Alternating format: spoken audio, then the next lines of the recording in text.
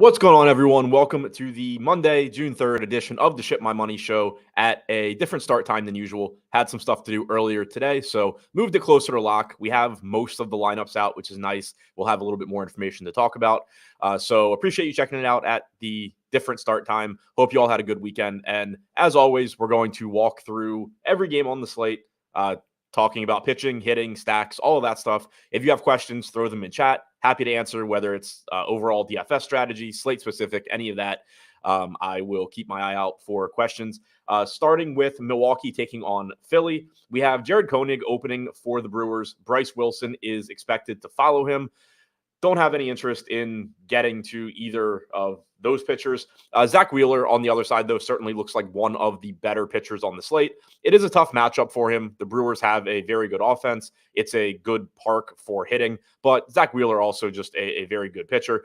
Overall this season against right-handed pitching, Brewers have a 23% strikeout percentage, 123 WRC plus. So certainly a scary spot for Wheeler, but again, he's just a very good starting pitcher. He struck out 29% of hitters this year, 3.16 xFIP. There are a lot of good pitchers on this slate, and most of them do have relatively difficult matchups. So I think you can see on the screen here that Wheeler's ownership is quite a bit higher than the percentage of the lineups he's in that I built. I do think he's going a little bit over-owned relative to his chances of being of putting up a winning score as a top two pitcher, but I do still think he's one of the more likely to succeed pitchers on the slate. So the matchup is scary, all of that, but he does look pretty good. Offensively, I really wish that Bryce Wilson was just starting this game for the Brewers because he has really struggled with left-handed hitters in particular this year. It would be a really nice spot for Bryce Harper and Kyle Schwarber. The problem is that they're probably only going to face Wilson once, maybe twice, because you're going to get Koenig for your first at bat, and then you'll get your second at bat against Wilson, and then maybe get your third at bat against him. So it's not as good a stacking spot for Philly as it would be if they were just going with a typical starting pitcher. That being said, you still obviously can get to Schwarber, can get to Harper. They're still really, really good hitters. It's just not as appealing a spot because of the opener here. You can see David Dahl showing up actually the most often for me from this game. He is back from the minor leagues. I had no idea until recently he was even still playing professional baseball. A former highly regarded prospect in the Rockies system. Never turned into anything at the major league level, at least as of yet. But he is 2K flat, hitting 7th. So if you need a value outfielder, he is there for you. Milwaukee, I think, is sort of interesting in large field tournaments just because of the ownership coming into Wheeler and how good they are. But that being said, it's just difficult to pay $5,800 for anybody against Wheeler. You know, Contreras coming in at $5,800, Yelich at $5,600. Adames is relatively expensive at $4,700. So I get it. I think they're kind of interesting given the park and their talent and the negative correlation with Wheeler, but it's still just a really low probability spot. I think it'll probably be pretty difficult to get there. Moving on to the Mets taking on the Nats. Tyler McGill on the mound for the Mets. Mackenzie Gore is going for the Nats. Two pretty appealing pitching options here. Gore is having an excellent season. Highly regarded pitching prospect. He's taken another step forward this year. He's improved. He's striking out 29.1% of hitters, 6.9% walk percentage, 2.97 xFIP. Very, very similar numbers to Zach Wheeler. He's actually been better than Wheeler in all three of those categories. And he's $1,700 less, getting like half the ownership. So this is one reason why I do think that Wheeler is going a little bit over-owned, is that I think I'm just a little bit higher on the field, higher than the field is on Mackenzie Gore. I think I have him projected higher than a lot of industry sources. So I do expect that I'll be taking those savings, going to Mackenzie Gore while the field pays up all the way to Wheeler pretty often. So I do like Gore quite a bit. Tyler McGill, 3 starts so far this year after coming back from injury. 31% strikeout percentage so far. That most likely comes down. He projects as like a 21 to 22% K guy going forward, but he is still playable at 7,200. Pretty solid salary there. Very reasonable salary for an SP2. And we once again don't have CJ Abrams in the lineup for the Nats, so that does weaken that lineup a little bit as well. Offensively, neither offense is in a great spot, but the pricing is very affordable in this game. This is another game that I think you can get to in tournaments if you are looking to pay up for both of your pitchers. Maybe if you're looking to go like Zach Wheeler plus Grayson Rodriguez or something, you can use this game because when you think about the talent here and then you look at the salaries, they're pretty appealing. Like the most expensive hitter on the Mets is Pete Alonso at $4,800. Lindor is a a good shortstop at 4,600. Vientos is cheap. JD Martinez is cheap. So I do have some interest in this game just because of the pricing. And the same goes for the Nats. Like, you don't have CJ Abrams, so the lineup isn't as good, but you have a $2,900 Keibert Ruiz batting cleanup. Like, you can punt catcher with a cleanup hitter. That's going to be somewhat appealing. Lane Thomas at 4,200 looks fine. You can see Joey Gallo showing up a bit as a value play at first base. So I don't love the matchup for either team. Gore, in particular, is very, very good. Miguel is solid as well. But I do like the pricing here if you need value bats in tournaments. Orioles are taking on the Blue Jays in Toronto, and what I think is a really interesting game. I think it's a difficult one to talk about because there's just a lot of talent facing off against each other. And so it makes you kind of scared to play any of it. But at the same time, the ceiling is really high for all aspects of this game. Kevin Gausman coming in at 8K on DraftKings, Grayson Rodriguez 9,400, about 12 to 13% projected ownership coming into Rodriguez, around 25% coming into Gausman. And they're both showing up in the mid-teens for me. They both are good pitchers. Gausman started the season off slowly, but we expected him to turn things around. And for the most part, he's been heading that direction. 24% K percentage this year, probably a bit lower than it'll be by the end of the season. 3.25 xFIP. Does have a very difficult matchup, though. The Orioles active roster ranks 24th in strikeout percentage against right-handed pitching this year. They have a 108 WRC+. So good pitcher, nice price tag at 8K. Also a tough matchup. And then the same can be said for Grayson Rodriguez, who so far this season striking out about 28% of hitters, 3.89 xFIP. But this Blue Jays team ranks 25th in strikeout percentage against right-handed pitching, 105 WRC+. So it's not a great matchup for either guy. But like I was saying with Wheeler and even with Gore, most of the good pitchers on this slate, there's a lot of good talent, but most of them aren't in the easiest matchups. So I don't think you can just look and say, oh, well, they have a bad matchup, I'm not going to play them, because that's going to apply to most of the good pitchers today. So certainly happy to get to either of these guys. But I do think that the offenses are interesting as well, just because of how talented they are, and they negatively correlate with both, with these two pitchers. Gausman getting around 25% ownership, as I mentioned, you're negatively correlating with a quarter of the field by playing one of the best offenses in baseball against him. And then, the same can be said for Toronto going against a 12 to 13% owned Rodriguez. So I don't think either team is a priority as far as like their chances to succeed, but both of these pitchers have had some issues with power as well, in addition to the offenses being talented. Gausman's allowed a 206 expected ISO to left-handed hitters this year. Gunnar Henderson, Adley Rutschman, Anthony Santander, Ryan O'Hearn, all, at the top of this order. And then the Orioles are also a little bit cheaper to stack than they normally are as well. If you go to the bottom of the order, you have $2,200 Austin Hayes and 2K Connor Norby making his major league debut. So it makes it a little bit easier, like if you wrap around stack, to get to Henderson and Adley. If you are pairing them with Austin Hayes and Connor Norby, it ends up not even being that expensive of a stack, even though Adley and Henderson themselves are expensive. So I think there's different ways you can get to the Orioles. And I do like that they negatively correlate with Gausman. On the other side, Rodriguez has allowed a 230 expected ISO to right-handed hitters this year. He has struck them out about 29% of the time. So it's not like he struggles with them, but he does give up some power. You have Davis Schneider leading off at 4,400. You have Danny Jansen at catcher hitting second at 4,700. These guys have power. The Blue Jays have power really throughout their lineup from the right side. So I think I do like the Orioles better because Gausman is higher owned and because the Orioles do have that value at the bottom of their order. But you can make, the same sort of case for Toronto, where it's a lot of talent in this lineup. And in lineups where you don't have Grayson Rodriguez, obviously you would prefer him not to do well. So why not try and get a home run or two against him from this Blue Jays offense? Tigers are taking on the Rangers. Tarek Skubal going for Detroit. Nathan Eovaldi on the mound for Texas. I don't think Eovaldi is an option tonight. He threw 37 pitches in 3 innings in his first start back from the injured list. I don't anticipate him going deep enough into this game that I want to get to him. Tarek Skubal, on the other hand, looks great always. One of the best pitchers in baseball, $10,500 on DraftKings, so he is $200 less than Wheeler. 31.3% strikeout percentage, only a 4.3% walk percentage. 27% K-BB percentage is the best on the slate, and it's not even close. 2.52 xFIP, one of the best pitchers in baseball, as I mentioned. Again, tough matchup against Texas, but it's still one of the best pitchers in baseball. I'm still happy to play a lot of him. I really like getting the Skubal here, showing up in about 28% of the lineups I built. So that's quite a bit higher than Zach Wheeler at a similar price tag. I do think Skubal looks a little bit better.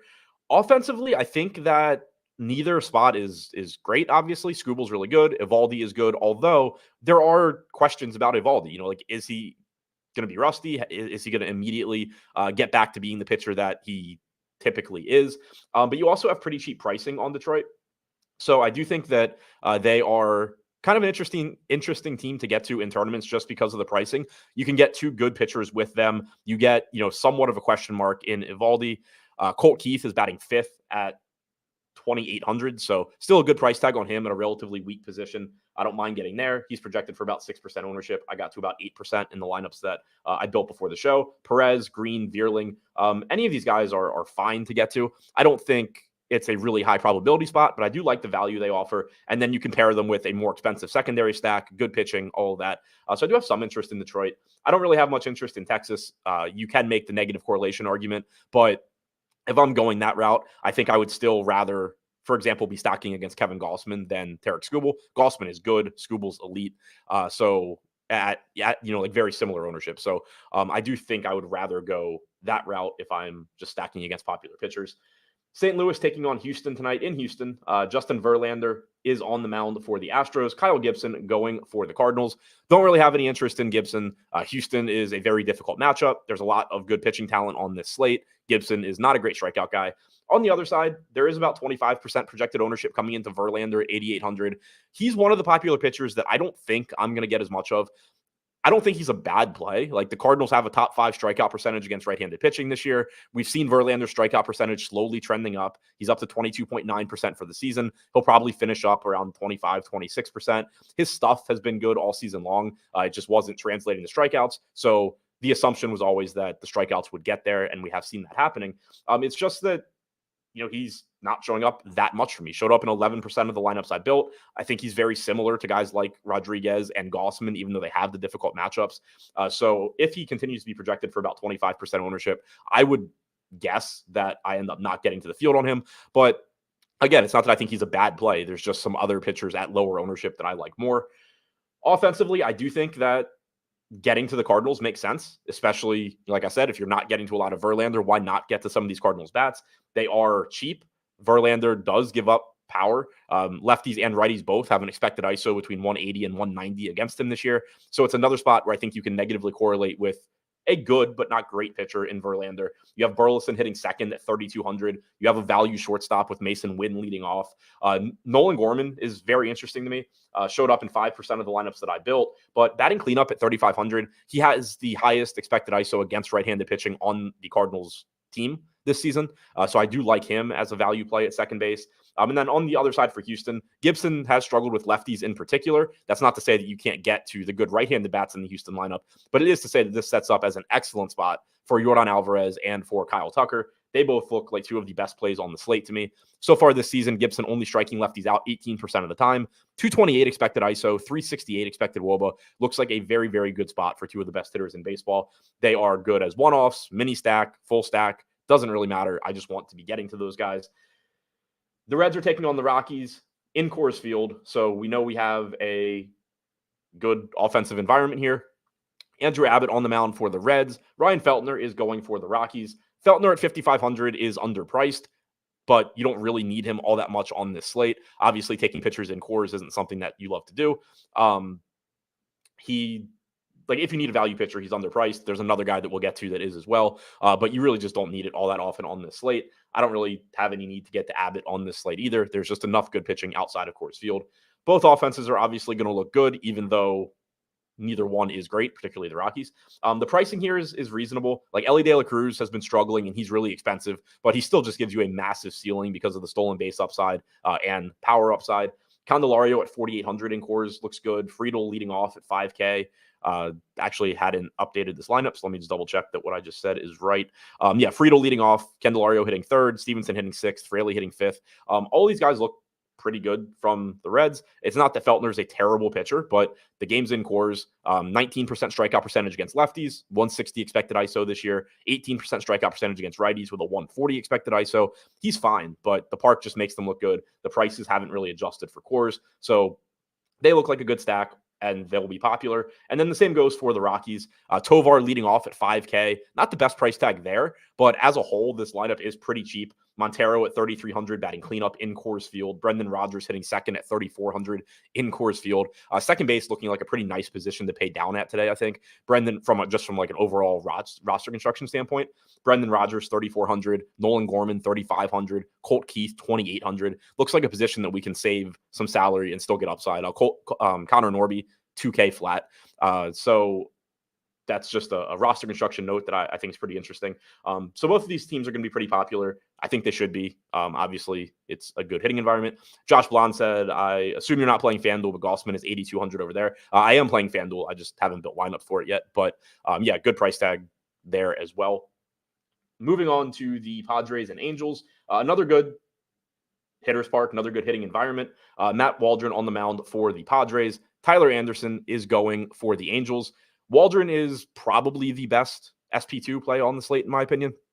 $7,400 on DraftKings. It is a big park downgrade for him going to Anaheim, but he's been solid this year. He struck out about 24% of hitters, 3.78 xFIP.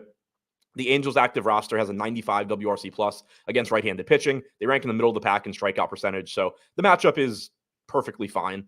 And he just looks good at that salary. The salary isn't that much of an issue, or the park rather is less of an issue when the salary is as cheap as it is. Tyler Anderson on the other side, really, really difficult strikeout matchup, a good offense in general. I don't really see any reason to be getting to him. And while Anderson isn't a bad pitcher, he is one of the weaker pitchers on the slate just because there are so many good pitchers on the slate. And he does give up power to both sides of the plate.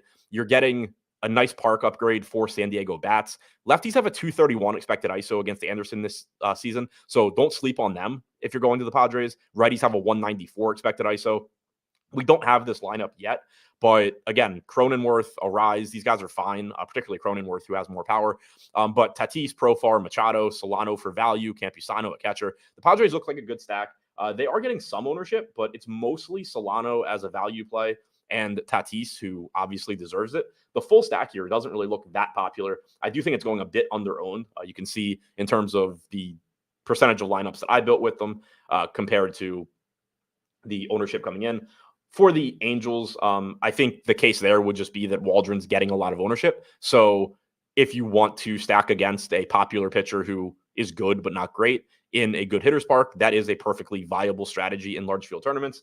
They are probably coming in a little bit under-owned. You can see most of these guys around 5 to 6% optimal percentages in the lineups I built. Ownership down around like 2 to 4%. So decent contrarian stack in tournaments.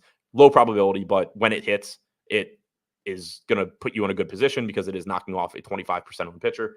And then finally, wrapping things up in Arizona, San Francisco taking on the Diamondbacks. Ryan Nelson is on the mound for the D-backs. We're getting Eric Wilson, I think. Somebody opening the game for the Giants, followed by Spencer Howard. Not looking to get to the Giants pitching. Nelson is the other pitcher that I was referring to when talking about Ryan Feltner. He's underpriced at 5,800, but you probably just also don't need him that much on this slate. We have so much value hitting and good pitching that I think that my preferred roster construction, even though he's going under-owned, is going to be to just get good pitching and then get cheap bats. Nelson's not a good strikeout pitcher. It's just purely a value punt if you need it. But again, I don't think he will all that often. Offensively, I do think this is an interesting game. Nelson isn't a good pitcher. He does give up power. Lefties in particular have a 236 expected ISO against him. Mike Yastrzemski at 3,100 and Patrick Bailey at 3,200. Both look very good to me from a value standpoint. Someone in chat just said Stevenson, Diaz, or Bailey at catcher. I mean, the answer I think is it's in that order. Like, obviously, if salary doesn't matter, I would rather go to one of the catchers in Coors Field. But if you need to save money, Bailey looks good to me at 3,200. So, like, my answer would be Stevenson, then Diaz, then Bailey. But they're in different price tiers. So, paying down for Bailey, I think he's one of the better value catchers on the slate. I do like the spot for him. Matt Chapman looks pretty good at third base. We haven't mentioned many third basemen in particular that stand out on this slate. So that's why you're seeing the ownership come into Chapman. That's why you're seeing a relatively high optimal percentage. It's a relatively weak position today. Whereas like Ketel Marte normally looks really good because second base is weak, but on this particular slate, there's so much value there that it's actually driving him down a little bit relative to the options. Corbin Carroll, I would normally want to get to, but he is batting 8th today. So that makes him, less appealing than he was projected to be when I ran the set of lineups.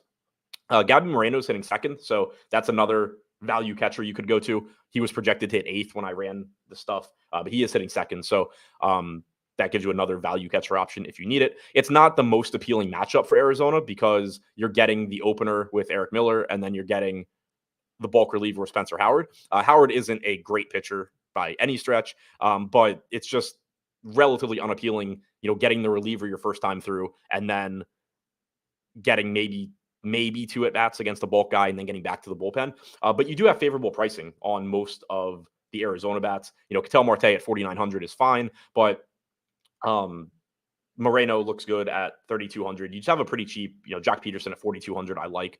So pretty cheap Arizona offense given the amount of talent they have, even though they haven't gotten off to the best start this year. So I think from a value standpoint, both offenses in this game look pretty good. I like the matchup more for the Giants going up against Nelson. So that's a quick breakdown of all 8 games. I wanted to keep it as brief as I could since we have the early start at 6:40. To recap, I think the top pitching on the slate is not Ryan Nelson. Top pitching on the slate, Tarek Skubal, Mackenzie Gore, Matt Waldron looks really good as an SP2. Zach Wheeler, Gossman, Grayson Rodriguez, all these guys are fine. Offensively, Coors looks very good. Cincinnati and Colorado. San Diego, I'm getting to a lot in the lineups I built. I like the Tigers as a value stack.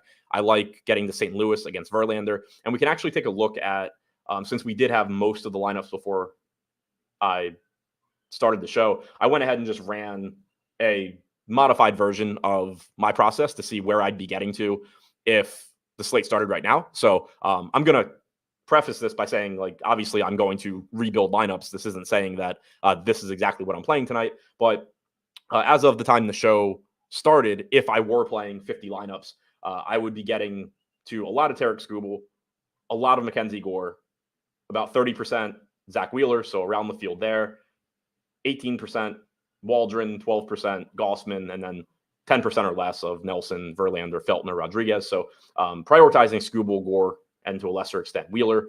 Offensively, 5-man stacks, Detroit, St. Louis, San Francisco. So going to those value stacks, again, I don't love any of them individually, but they are cheap. I do like, that St. Louis negatively correlates with Verlander.